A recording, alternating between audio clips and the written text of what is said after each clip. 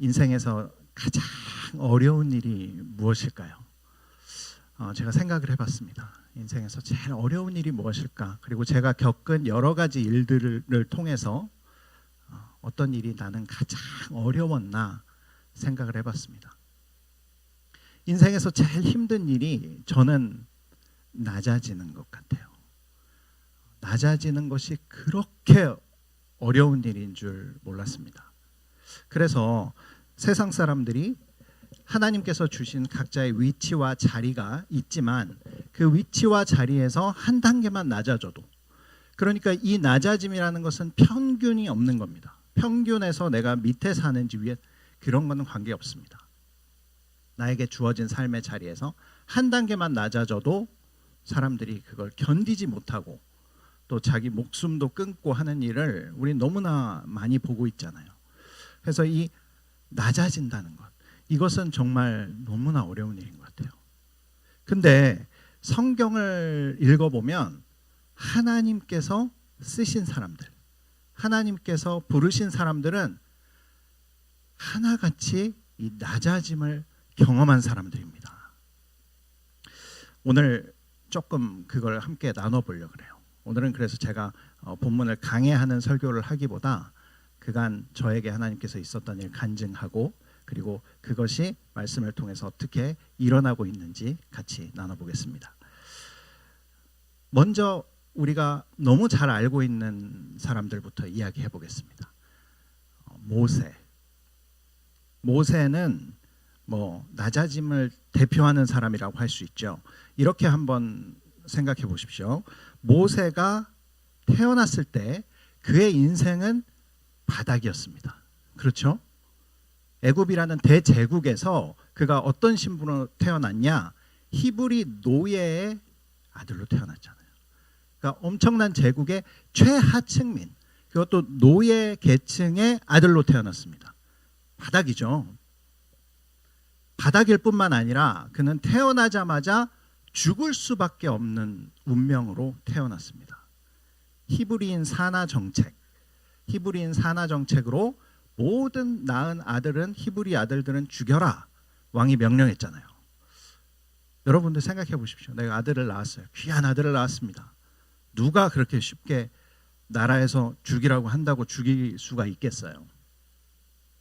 부모들은 수많은 방법들 다 동원해서 자기 아들 살리려고 최선의 노력을 다했을 겁니다. 자신이 알고 있는 인맥, 돈, 지위 다 이용해서 내 아들만은 살리겠다 이랬겠죠. 누구나 다. 그렇지만 그렇게 할 수 없는 것이 법으로 제정됐습니다. 그리고 법으로 제정되면 거기에 온갖 재정이 들면서 그 일을 수행해 나가는 사람들이 있죠. 숨기고 할 수 있는 모든 일 다 하고 이제 더 이상 방법이 없는 겁니다. 그래서 결국에는 나일강에 모세를 띄우게 되는 거죠. 이보다 더 비참하게 태어날 수가 없는 거예요. 세상의 가장 바닥에서 태어났습니다. 그런데 하나님께서 반전을 주시죠. 이 바닥의 인생에서 일순간 최상 맨 꼭대기까지 올라갑니다. 바로의 딸에게 입양되어 왕자가 돼버린 거죠. 저는 예전에 이 모세하면 이 모습이 부러운 거예요. 야, 내가 비천하게 태어났어도, 내가 현재 처한 상황이 어렵다고 할지라도 하나님께서 건드리시면 맨 꼭대기까지 한순간에 올라가는구나. 너무 멋있는 거예요. 이러한 사람들이 막 부러운 거예요. 하나님 잘 믿고 하나님 잘 따르면 나도 그렇게 하나님께서 올려주시겠지. 이런 기대를 가지고 살았던 것 같습니다.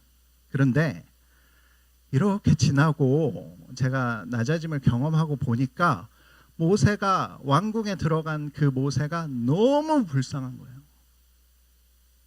너무 불쌍한 겁니다. 모세가 백도 없었죠. 혈통도 달랐죠. 피부색도 달랐습니다. 그 왕궁에서 자기를 지켜줄 수 있는 줄도 없고 백도 없는 상황으로 그 왕궁에 들어가게 된 거예요. 모세의 삶이 얼마나 힘들었을까. 거기에서 살아남으려고 얼마나 애쓰고 노력했을까. 제정신으로는 살 수 있었을까. 그래서 정신이 약간 나간 것 같습니다. 그렇죠? 모세가 다혈질이잖아요. 그리고 사람 함부로 누가 죽이지 않습니다. 우리 뭐 화난다고 사람 죽일 수 있습니까? 사람 때려 죽였잖아요.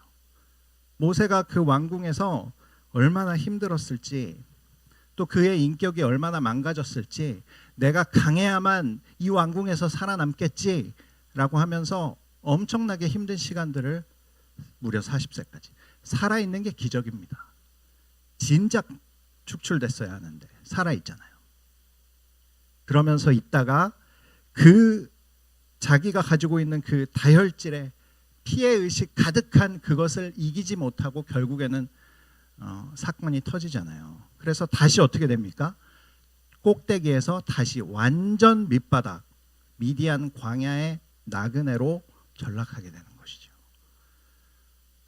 한 단계만 사람이 낮아져도 견디지 못해 하는데, 이 하늘에서 땅 차이입니다. 예수님께서는 하늘에서 이 땅만큼 낮아지셨잖아요. 하늘에서 땅만큼 낮아진 모세, 너무나 힘들었겠다는 생각이 듭니다. 제가 교회 사역을 하다가 1, 2년 전에 이 교회를 내려놓게 됐습니다. 거의 7년여 전에 교회를 개척했어요. 여러분들 잘 아실 겁니다. 그때 교회를 개척할 때 제가 엄청난 자신감과 열정이 있었습니다. 제가 굉장히 열정이 있는 사람입니다. 지금 어떻게 보이시는지 모르겠지만 굉장한 열정을 가지고 교회를 개척했어요. 그리고 말씀도 받았을 뿐만 아니라 응답도 받았기 때문에 뭐 자신감을 가지고 교회를 개척했죠. 어느 정도였냐? 교회는 건물이 아니다. 교회는 사람이다. 이러면서 누가 사람 아니라고 했습니까?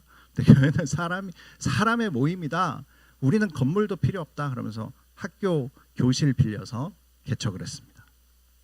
중학교 교실 2칸 빌려서 개척했어요. 제가 또 부목사로는 나름 뭐 대형 교회도 있어봤고, 개척 교회도 있어봤고, 이민 교회도 있어봤고, 뭐 갖가지 경험을 가지고 있습니다. 이 정도는 하나님께서 준비시켰구나. 그래서 자신감을 가지고 엄청 열정적으로 건물 없이 목회를 했습니다. 열심히 하다 보니 한 20-30명 가까이 모이기도 했어요. 그리고 세례도 3명에게 베풀었습니다. 그렇게 승승장구할 것 같았던 이제 교회가 여기저기서 모이다가 이제 더 이상 모일 장소가 없는 겁니다. 모일 장소도 없어지고 점점 성도들이 1-2명씩 떠나게 되고 위기가 찾아왔습니다. 그리고 하루아침에 교회가 다 흩어지게 돼버렸어요. 목회자로서의 제 삶은 교회만 바라보고 계속 달려왔던 삶이었습니다. 그리고 마지막 단계가 저는 개척이라고 생각했어요. 근데 교회를 개척하고 교회가 결국엔 다 흩어져 버리고 교회를 내려놓게 되니 어떤 생각이 들었냐면, 이 세상에서 아무 쓸모없는 사람이 된 것 같은, 기술도 없죠. 배운 것도 오직 성경, 신학 이런 걸 배워왔죠. 세상 일 할 수 있는 것도 없죠. 또 등치는 크지만 힘도 없어요. 제가 그래서 무거운 것도 잘 못 듭니다. 완전히 쓸모없는 인간. 이 세상에서는 도저히 이제 하나님이 사역 이외에 사역으로 쓰셔야 되는데 사역은 이제 스톱이 됐으니까 정말 쓸모없는 인간이 된 것이 아닌가.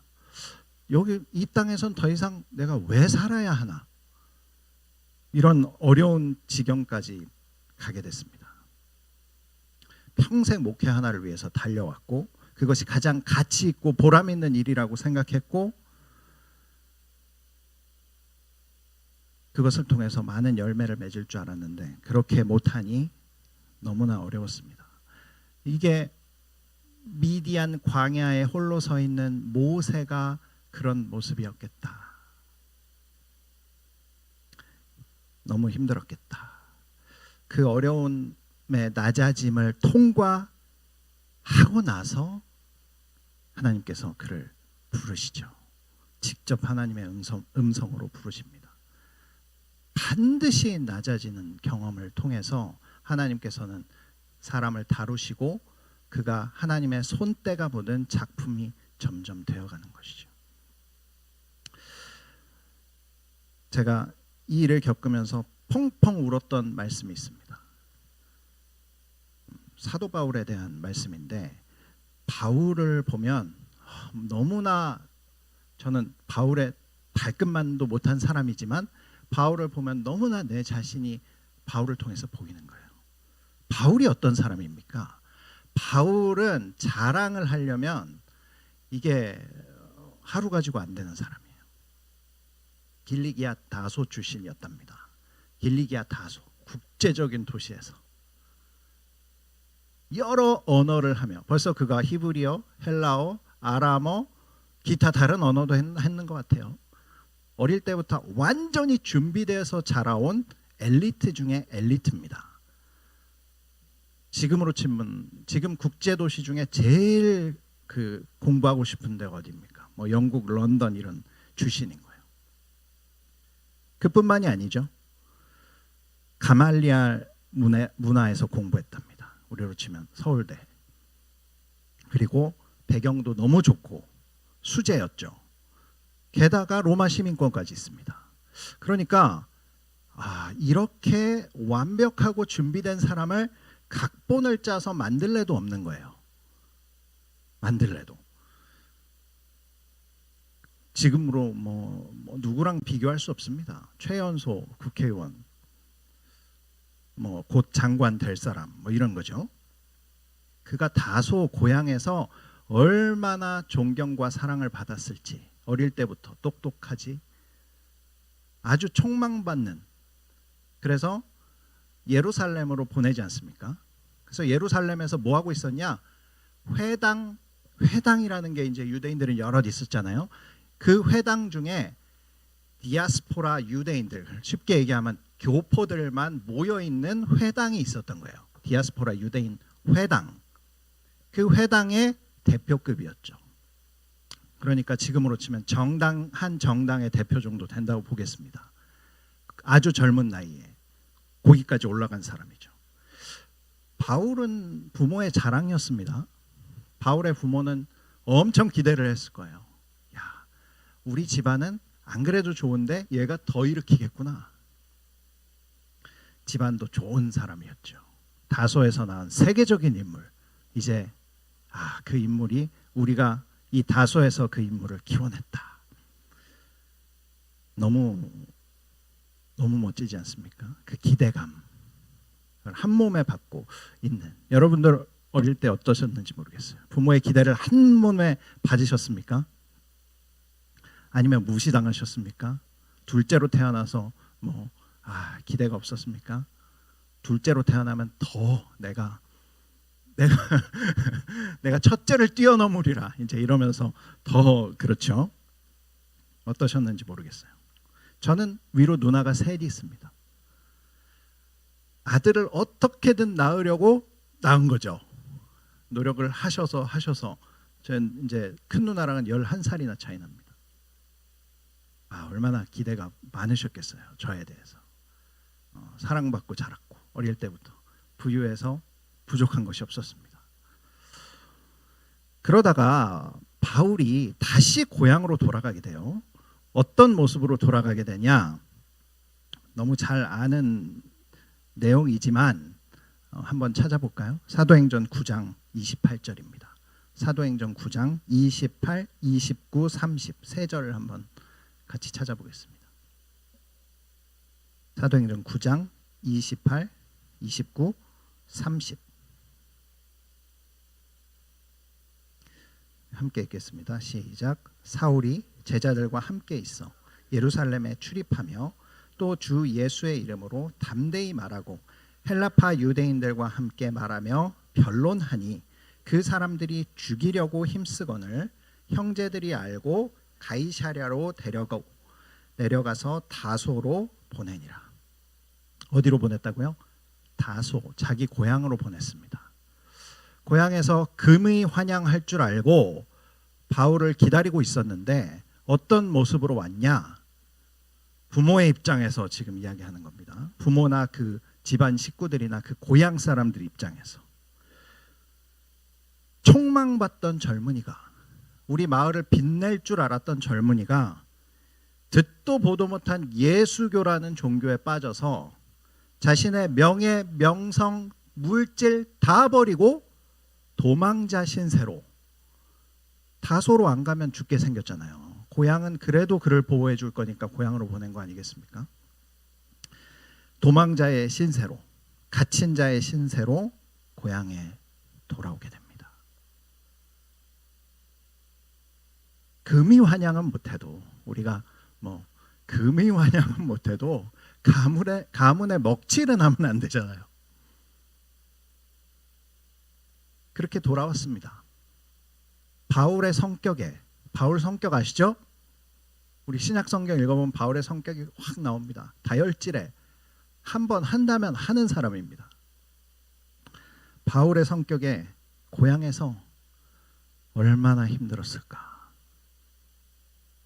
그의 낮아짐이 얼마나 심했을까? 저 오늘 다 내려놓고 설교하겠습니다. 교회를 못하게 됐잖아요. 내려놓게 됐잖아요. 당장에 그래도 교회에서 생활비가 간신히 먹고 살기에 부족하게 나왔습니다. 그래서 빌려서도 살고 그러다 이제 완전히 재정이 바닥이 나는 거죠. 교회를 내려놓으면 편하지 않습니다. 교회를 내려놓으면 엄청나게 더 큰 고통과 어려움이 있더라고요. 자, 딸이 셋이라고 말씀드렸잖아요. 초등학생들. 지금 큰 딸이 이제 중학교 2학년입니다. 목사로서의 부르심도 사명이지만 가장으로서의 부르심도 동일한 급의 사명입니다. 목회는 못하게 됐지만 가장으로서의 책임을 감당해야 되잖아요. 그러니까 이런 일 저런 일 하다가 때마침 저랑 같이 교회를 이제 개척하고 함께 했던 친구 하나가 고향 동창이에요. 제가 여의도 출신입니다. 여의도 동창, 여의도 중학교 고등학교 동창이 교회를 개척할 때 같이 해줬어요. 그래서 그 친구가 이제 너무 보다 못해 힘들어하니까 일자리를 알아봐 주겠다는 겁니다. 그래도 가족은 먹여 살려야 되는데 그래 알아봐 줘라, 그냥 그랬어요. 근데 이 친구가 어떻게 됐냐면 고향에 가서 제 동기들한테 일자리를 알아본 겁니다.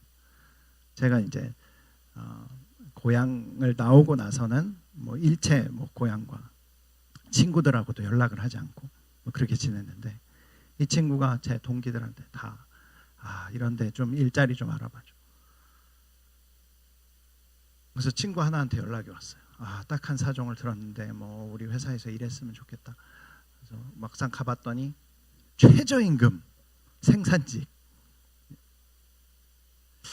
제가 너무나 마음이 상하는 거예요. 그러면서 그때부터 이게 창피하기 시작한데, 제가 교회를 뭐 제가 내려놓고 싶어 이렇게 내려놓은 게 아니잖아요.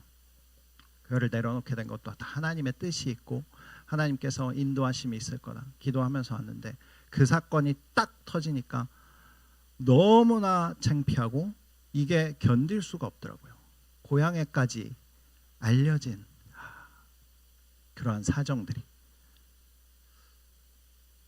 제가 그래서 이 말씀을 보면서 바울의 심정이 너무나 느껴지는 거예요. 적지 않은 시간 다소에서 바울은 지냈습니다. 거기에서 했던 일들이 성경에 전혀 나오지 않습니다. 거기에서 바울이 전도해서 교회를 세운 것도 아니고 거기에서 그냥 완전히 낮아짐을 경험한 거예요. 이제 더 이상 가망성이 없을 그 낮아짐까지. 고향에 돌아간 바울은 아마 인생 끝났다고 생각할 겁니다. 했을 거예요. 아, 내 인생은 여기서 끝났구나. 왜냐하면 바울이 우리 입장에서는 바울이 엄청났지만 그때 당시에 교회적 입장에서 바울을 생각해 보면 바울은 아무것도 아닌 사람입니다. 그렇죠? 예수님의 제자였습니까, 바울이?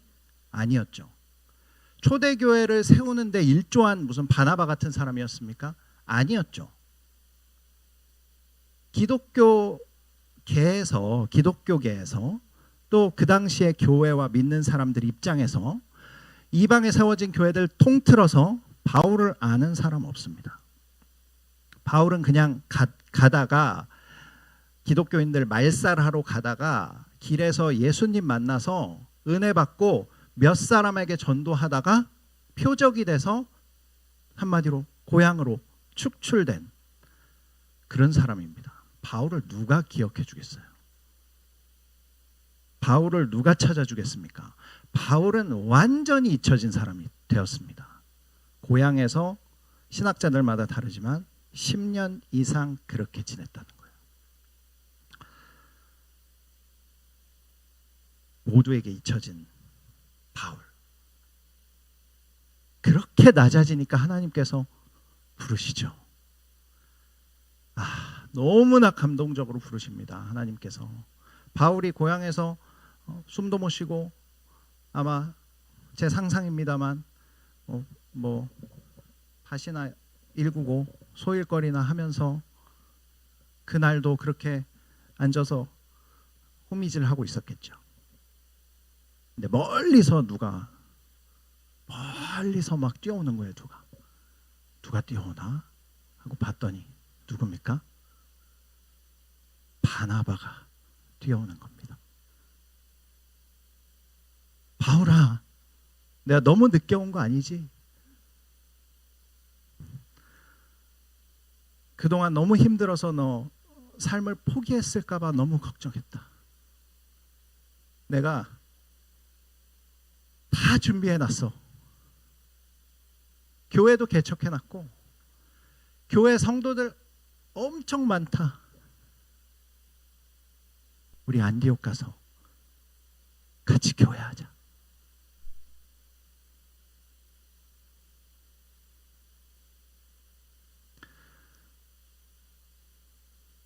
하나님께서 바울을 다시 부르시는데 바나바를 통해서 부르십니다.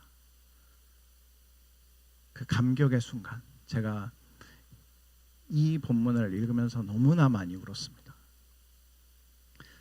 그의 낮아짐과 그리고 그를 다시 불러주시는 세컨드 콜링 하시는 주님의 그 방법에, 그래서 바울은 결국 어떻게 됩니까? 바울과 바나바가, 저는 예전에는 이제 바나바가 바울을 불러다가 같이 교회를 이렇게 부흥시키려고 부른 줄 알았어요. 자세히 읽어보니 바나바 혼자 이미 큰 무리를 안디옥 교회에서 이루었습니다.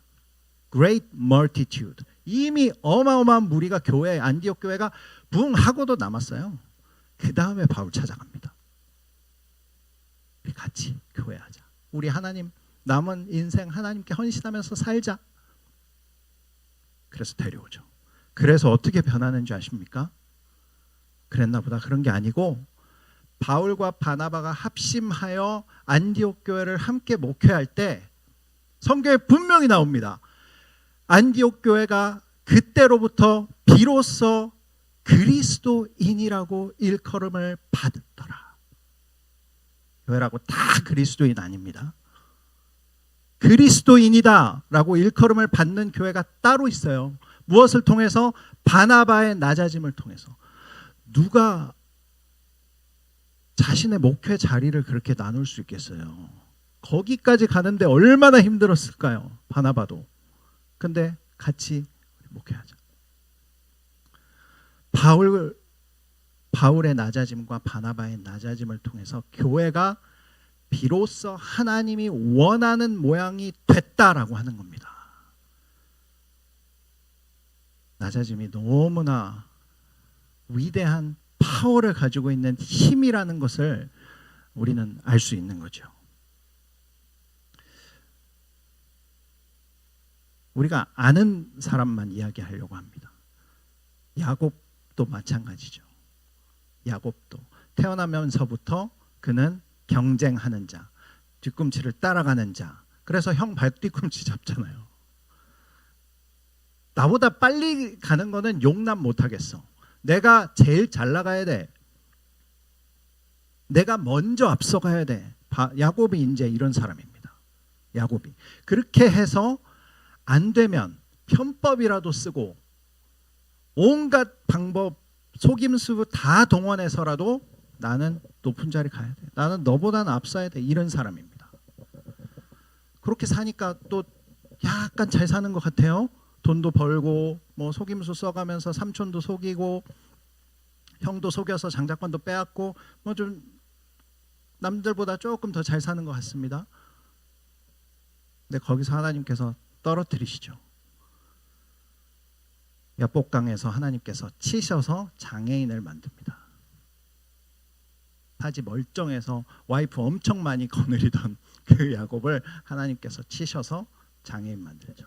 허벅지, 이제 허벅지뼈라고 하는데 정확한 것은 이 대퇴골뼈. 대퇴골뼈가 부러지면 생식 기능을 못 합니다. 하나님께서 쳐서 그를 낮추십니다. 그때부터 하나님께서 그를 이스라엘이다라고 이야기하고 12지파의 조상이 되게 하시는 거죠. 하나님은 반드시 낮아짐을 경험하게 하십니다. 그리스도인이라면. 그리고 하나님께서 쓰시려고 한다면. 근데 그 낮아짐을 감당하는 것은 거의 인간으로서 불가능에 가까운 일이다라고 하는 것이죠. 욥이 그래서 그런 경험을 하게 되는 거죠. 제가 그 일을 통해서 그 일이 있고 나서 성경을 다시 이렇게 읽어봤습니다. 욥기를 딱 읽어봤더니 이해가 되는 거예요. 이제 욥이 뭐가 이해가 되냐면 욥기가 이해가 되는 게 아니라 욥의 상태가 이해가 되더라고요. 전에는 욥이 이게 믿음이 좋은 건지 믿음이 상당히 약화된 건지 헷갈렸어요. 왜 그러냐면 욥기를 읽으면 여전히 막 그러한 상황에서도 입술로 범죄하지 않고 하나님을 막 찬양하기도 하고 높이기도 하고 자기 믿음을 고백하기도 하고 막 그럽니다. 우리가 어려움을 당해도 교회에 나와서 찬양하고 예배드리고 기도하고 그러는 것처럼. 그러다가 또 내가 태어나지 말았어야 됐는데, 그냥 엄마 뱃속에서 죽어버렸어야 됐는데 왜 내가 태어나가지고 이런 일들을 당하고 그러면서 엄청난 원망과 불평을 쏟아내잖아요. 그래서 이게 욥을 본받으라는 건지 욥처럼 하면 안 된다는 건지 이렇게 헷갈리잖아요. 근데 제가 이런 일을 겪고 나서 욥기를 보니까 딱 이해가 되더라고요. 욥이 우울증, 아주 심한 우울증과 공황장애 상태에 있는 겁니다. 하나님께서 낮추시는 그 낮아짐을 몸으로 받는 거예요. 우울증 겪어보신 분 있을지 모르겠습니다. 또 공황장애 겪어보신 분 있을지 모르겠어요. 욥기를 읽어보면 지금 욥이 그런 상태구나 한 번에 알 수 있습니다. 그래도 하나님을 믿는 믿음 때문에 그가 극단적인 선택하지 않고, 그리고 하나님께서 싫어하는 일들 하지 않고 너무나 힘들지만 기도하며 또 사람도 만나가며 그 시간들을 견뎌가잖아요. 그 낮아짐을 피해가지 않고 그대로 받아들인 겁니다. 하나님께서는 왜 꼭 이런 과정을 겪으셔야 하는가? 왜 이런 과정을 꼭 겪게 하셔서 부르시고 사람을 쓰시는가? 그 이유에 대해서 말씀드리겠습니다. 하나님께서는요, 우리랑 얄팍한 관계로 끝나고 싶지를 않아 하셔요.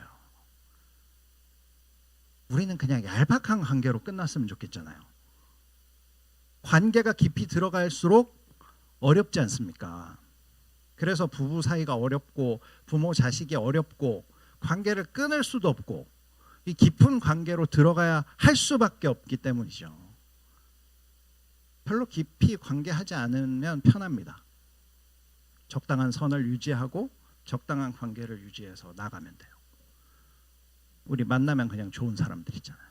만나서 같이 밥 먹고 차 마시고 이야기하고 좋아. 요 정도. 하나님하고도 그렇게 원하는 거죠. 하나님과도 요 정도로 딱 했으면 좋겠습니다. 하나님은 근데 죄송합니다만 절대로 그런 관계를 원하지 않는다는 거예요. 하나님은 반드시 쓰실 사람을 깊은 관계로 인도하신다는 겁니다. 하나님과의 완전한 사랑의 관계에서 살아야 되기 때문에 실패도 경험하게 하시고 그 치열함도 경험하게 하시고 회복도 경험하게 하시고 은혜와 감사도 다 지나가야 된다는 거예요. 다 경험하면서 지나가야 한다는 겁니다. 비 온 뒤에 땅이 굳어진다는 말도 있잖아요. 다 아는 내용입니다. 사실 우리들은. 그렇죠? 근데 직접 겪으면 못 견뎌 하는 거죠. 그래서 남자와 여자도 그렇게 다르게 만드신 겁니다. 대부분 결혼하신 분들이니까. 왜 그렇게 다르게 만들어져야 했나 그런 생각 들지 않으셔요? 너무 다르잖아요. 생각하는 방식도 다르고 성격도 다르고 감정에 대한 표현도 다르고 다 달라요. 비슷하게 만들었으면 이렇게 잘 살 거잖아요. 그게 그렇게 생각하는 거구나. 그걸 그렇게 받아들이는구나. 얼마나 좋습니까? 근데 하나님은 굳이 굉장히 다르게 만드셔가지고 거의 다른 종족이잖아요. 다른 종족을 합쳐서 사랑하게 하시고 가족을 이루게 하시고 왜 그러셨을까? 한쪽이 한쪽을 이해하는 데에는 반드시 희생이 필요하게 됩니다. 다 희생하는 거는 사랑이 아니죠. 하지만 양보해야 될 부분, 희생해야 될 부분들이 서로가 있는 거죠. 그런 관계들을 통해서 남과 여가 이렇게 다른 남과 여가 만나서 하나가 되어가는 과정, 그것이 바로 하나님께서 우리와 하나가 되어가는 과정이 그렇다라는 것을 학습시키려고 우리에게 그러한 것을 준 것 아닙니까? 그래서 바울은 교회에 대해서 부부관계에 대해서 그렇게 이야기하고 있는 거잖아요. 너무나 다른 남과 여가 만나는 것. 그래서 사랑이 깊어져 가는 것. 하나님과의 관계와 사랑이 깊어져 가는 것. 그걸 통해서 우리는 배울 수 있는 겁니다. 저는 결혼 생활의 연수가 제가 연수가 얼마 안 된 것 같아요. 오늘 여기 계신 분들보다 16년, 7년 정도 됐습니다. 결혼 연수가 더 많아질수록 사랑이 깊어진다는 생각이 들더라고요. 함께 치열함을 경험해보고 같이 실패해보고 같이 회복도 경험하고 화해도 경험해보고 용서도 해보고 감사도 해보고 존경도 해보고 친밀함을 함께 나눠보고 이러한 과정들이 깊어질수록 얄팍했던 관계들은 정리가 되고 사랑이 더 깊어지는구나. 이게 깊이라는 것이 있는 거구나. 경험을 하게 됩니다. 하나님은 깊은 관계를 원하신다는 거예요. 그래서 때로는 우리를 낮추신다는 겁니다. 두 번째로는 실패를 통해서 이 어떤 경계를 뛰어넘는 은혜를 받게 되기 때문에 하나님께서는 낮추십니다. 오늘 본문 한번 다시 읽어보겠습니다. 사도행전 1장 8절입니다. 사도행전 1장 8절 시작. 성령이 너희에게 임하시면 너희가 권능을 받고 온 유대와 사마리아 땅끝까지 이르러 내 증인이 되리라. 권능을 받아야 증인이 될 수 있죠. 권능을 받아야 내가 절대로 벗어나지 못하는 그 경계, 유대라는 경계, 사마리아라는 경계, 내 가족이라는 경계, 내 공동체라는 경계, 내 마을이라는 경계, 내 나라라는 경계, 이것을 뛰어넘지 못하잖아요. 뛰어넘으려면 권능을 받아야 된다고 말씀하고 계십니다. 저는 12년 전에 선교사로 헌신하고, 그리고 선교 학교, 저희 가족이 어린아이들까지 전부 다 가서 받아야 되는 선교사 학교가 있습니다. 그 선교사 학교를 마치고 그리고 선교사로 나가기 위해서 준비를 했었습니다. 그때는 이렇게 생각했던 것 같아요. 이 본문을 보면서 이제 하나님께서 얼마나 바꾸셨는지를 느껴지더라고요. 제가 이 본문을 보면서 권능을 받아야 되는데 이 권능이 무엇일까? 복음을 전하면, 말씀을 잘 전할 수 있는 능력, 조리 있게 잘 설명해서 그 사람 심장에 복음을 딱 찔러줄 수 있는 능력, 그런 거. 아니면 언어, 우리가 타문화권으로 가기 때문에 언어의 능력, 공부 안 해도 그냥 막 스페니쉬를 막 하는 겁니다. 그런 이야기 사실 뭐 신학교 이런 데서 그냥 방언을 하는데 막 그 나라 말로 하되, 뭐 그런 얘기도 많이 들었고, 뭐 언어의 능력, 가서 막 기도하면 병자가 낫는 막 능력, 이런 거 있어야 가서 권능을 받으면 이런 걸로 사역을 하는 거구나. 그래서 막 기도를 엄청 하고, 저에게도 능력 주시옵소서 막 기도 엄청 했습니다. 그렇죠? 지금 제가 이제 이 말씀을 딱 읽는데 이 권능이 다른 느낌으로 확 다가오더라고요. 그러한 능력들, 사역의 문을 열고 또 열매를 거두는데 필요한 능력들이죠. 저도 그런 능력이 없다 이게 아니고, 그런 능력들보다 더 큰 권능의 능력이 있구나라는 것을 깨달았습니다. 지금 그리고 이 말씀을 통해서 기도할 때 주님께서 저에게 분명한 것을 주시더라고요. 온 유대와 사마리아 땅 끝까지 이르러 내 증인이 되는 그 권능, 그 권능 바로 낮아짐의 권능이다라고 분명하게 말씀하셨습니다. 그 권능이 낮아짐입니다. 예수님께서는 하늘 보좌 버리시고 이 땅으로 낮아지셨죠. 우리가 물이 떨어질 때 위에서부터 밑으로 떨어지잖아요. 이 낙폭이 클수록 에너지가 많이 발생하는 거 아닙니까? 예수님은 하늘로부터 이 땅으로 내려오신 분이에요. 이 권능, 그리고 이 땅에서 우리가 낮아지고 가장 낮아지는 것이 바로 십자가의 희생입니다. 우리는 그렇게 낮아질 수 없지만, 우리는 한 단계만 낮아져도 몸부림치고 힘들어하지만, 예수님은 하늘로부터 땅까지 낮아지다 못해 그 몸을 십자가에서 찢고 우리를 위해서 죽어주신 것, 그 낮아짐이 강력을 뛰어넘는 그 낮아짐이 온 세상을 구하는 권능인 줄 믿습니다. 낮아짐이 능력입니다. 낮아짐이 능력인 줄 믿으시기 바랍니다.